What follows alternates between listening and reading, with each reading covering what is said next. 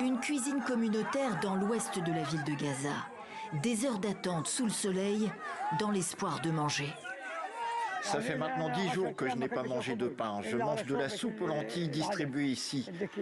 Je ne peux pas du tout acheter de farine, je n'ai pas d'argent pour. Alors j'essaye de me procurer ce que la cuisine distribue. Tous les habitants de Gaza ont faim. Les témoignages se rejoignent. Trouver à manger relève du parcours du combattant, malgré la reprise des parachutages d'aide et malgré les quelques camions autorisés à passer. Une goutte dans l'océan selon ces Palestiniens. Ils repartent au mieux avec des sacs de farine, au pire avec rien, toujours dans un chaos indescriptible.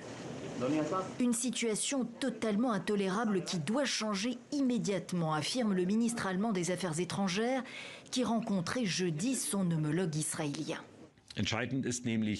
L'essentiel est la voie terrestre. Et ici, le gouvernement israélien a le devoir d'autoriser rapidement l'acheminement d'une aide humanitaire et médicale suffisante afin d'éviter une mort massive due à la famine. Berlin évoque des mesures européennes en discussion qui pourraient avoir des conséquences douloureuses pour Israël.